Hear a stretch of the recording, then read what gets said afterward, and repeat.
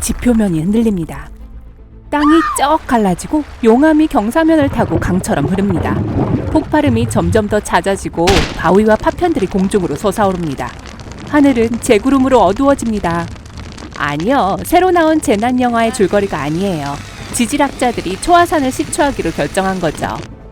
하지만 시추 작업에 대해 소개하기 전에 초강력 폭발을 일으킬 수 있는 초화산에 대해 먼저 알려드릴게요. 초화산은 폭발할 때 1000세제곱킬로미터 이상의 화산재, 용해암석, 그리고 뜨거운 가스를 공기 중으로 내뿜습니다. 다시 말해서 4번의 초화산 폭발이면 그랜드 캐년을 가득 채울 수 있어요.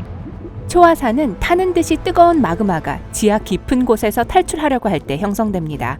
마그마가 표면 가까이에서 끓어오르지만 지구의 지각은 뚫을 수 없습니다. 그렇기 때문에 불과 몇 킬로미터 아래 깊이 땅속에 거대한 양의 끓는 마그마가 갇혀있게 됩니다. 점점 더 많은 마그마가 표면으로 나가려고 하기 때문에 압력이 계속 증가합니다. 그러다가 펑! 초강력 폭발이 발생합니다. 가장 최근에 있었던 초강력 폭발은 뉴질랜드에서 일어났습니다. 최근이라고 했지만 약 26,500년 전의 일입니다. 그때 타우포 호수 수면 아래 초화산이 1250세제곱킬로미터 이상의 화산재와 부석을 공중에 날려보냈어요. 마치 기자 대피라미드 50만 개가 동시에 공중으로 날아오르는 것과 같습니다. 폭발이 그 정도로 놀랄 만큼 강력했어요. 하지만 이번 폭발에서 가장 신기한 점은 타우포 화산이 다른 화산처럼 단순히 폭발하지 않았다는 것입니다. 처음에는 모든 것이 평범했습니다. 518평방킬로미터가 넘는 마그마가 수면 아래에 쌓였고 그 압력은 점점 더 높아졌죠. 하지만 바위가 갈라지고 일부 용암이 분화구 밖으로 분출된 후에 뭔가가 잘못되었는지 초화산은 폭발을 멈췄습니다. 불과 몇 달 후 참혹한 폭발이 땅을 뒤흔들었고 수천 톤의 용암과 바위 그리고 화산재가 대기 중으로 높이 분출되었습니다.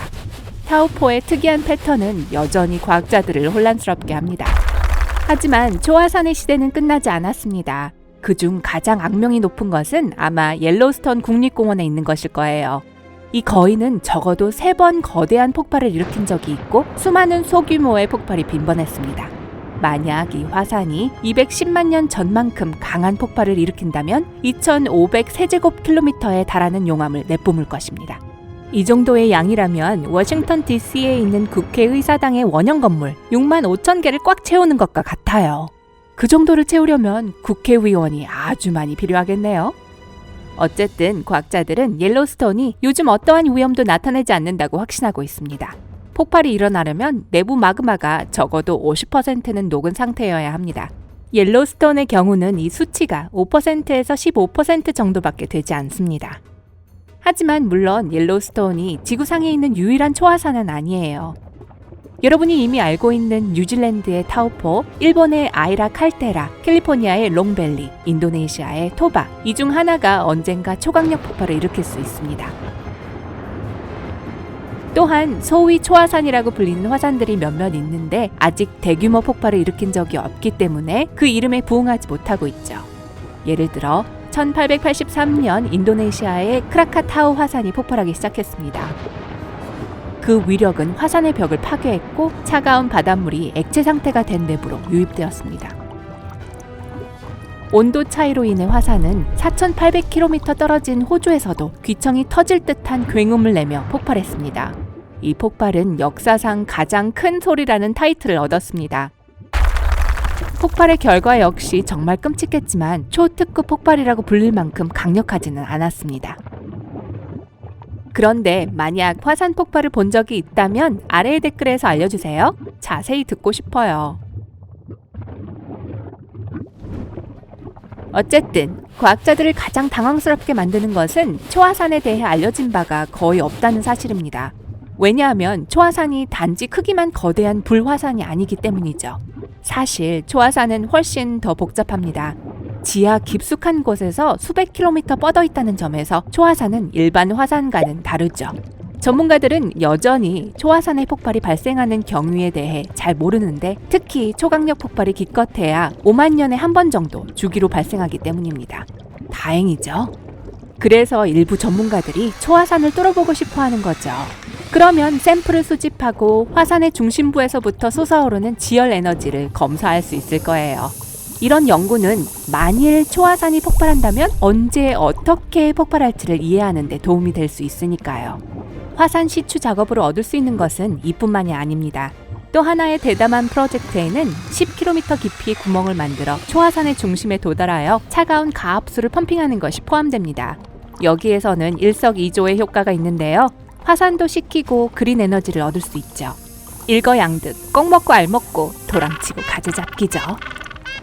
어쨌든 직접 확인해보세요. 물이 드릴 구멍에서 다시 나올 때 그 온도는 약 350도에 달하게 됩니다. 만약 근처에 지열 공장이 세워진다면 이 물로 많은 전력을 생산할 수 있습니다. 모든 과정은 매우 간단하죠. 그렇기 때문에 이러한 전력은 킬로와트당 100원 정도에 불과할 거예요. 게다가 이 기술을 활용해서 엔지니어들은 천천히 하지만 확실히 화산으로부터 열을 추출해서 초특급 폭발의 위험을 최소화할 수 있었습니다. 좋은 생각 같은데 정말 그럴까요? 초화산의 구멍을 뚫는 생각은 나름대로 이점이 있는 것 같지만 많은 물리학자, 지질학자, 심지어 정치인들까지도 의심을 품고 있습니다. 예를 들어 화산 깊숙한 곳에 구멍을 뚫지 않고 단지 조사할 샘플을 얻을 수 있을 정도로만 깊이 판다고 가정해 봅시다. 암석 샘플만 필요하기 때문에 안전할 테고 마그마가 있는 자연산 가마솥의 내부를 함부로 건드리지는 않을 거예요. 하지만 현실적으로는 마치 잠자는 사자가 있는 우리 안에 들어가 사자 먹이를 훔치려고 하는 것과 같습니다. 무사히 빠져나올 수도 있겠지만 사자가 깨어날 수도 있어요. 초화산의 경우도 마찬가지입니다. 표면에만 구멍을 뚫는다면 아무런 해를 끼치지 않는 것이 사실입니다. 하지만 조금만 더 깊이 들어가거나 심혈수를 잘못 건드리게 되면 재앙에 대비해야 합니다. 그러면 가스가 방출돼서 일련의 초강력 폭발이 발생할 가능성이 매우 높습니다. 최악의 경우 전면적인 화산 폭발로 이어질 수도 있죠. 그리고 어떤 결과를 가져올지는 이미 잘 아실 거예요. 용암과 용해 암석의 분출에서부터 전 세계의 기후 변화까지 일으킬 수 있죠. 하지만 만약 화산을 식히거나 내부의 압력을 방출하는 방법으로 화산 폭발을 막기 위해 훨씬 더 깊게 구멍을 뚫기로 결정한다면 어떨까요? 더 위험할 거예요. 예를 들어 계속 땅속을 파고 들어가다가 실수로 마그마 방을 건드리게 됐습니다. 그러고 나서 물로 화산을 식히려고 하다가는 마그마 꼭대기를 예전보다 훨씬 더 약하게 만듭니다. 그러면 화산 전체가 언제라도 무너질 수 있겠죠? 또는 마그마가 모여있는 곳 상단에 축적되는 경향이 있는 독성가스가 방출될 수 있습니다. 그리고 실수로 이 가스가 배출되는 순간에는 얼굴 전체를 감싸는 호흡 마스크를 쓰고 있는 게 좋을 거예요. 물론 초화산의 중심에서 멀리 떨어진 곳에서 시추를 한다면 그런 엄청난 결과를 피할 수 있을 것입니다. 하지만 초화산은 예측하기 어렵기 때문에 어느 누구도 패턴을 확실하게 알 수 없죠. 그렇기 때문에 필요성이 위험을 무릅쓸 만큼 절실하지 않은 이상 시추 작업이 이루어지지 않을 거예요. 긁어 부스럼을 만들 필요가 없으니까요. 2006년 인도네시아에서 세계에서 가장 큰 진흙 화산 루시가 폭발하면서 엄청난 양의 물과 가스 그리고 진흙을 공중에 날려보냈습니다. 3만 명 이상의 사람들이 집을 떠나 이주해야 했습니다. 그리고 화산은 여전히 진흙을 분출하고 있습니다.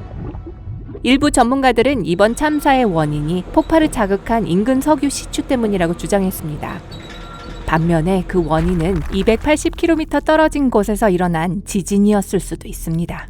정확한 원인은 알 수 없어요. 오늘 새로운 것을 배웠다면 이 영상에 좋아요를 누르고 친구와 공유하세요.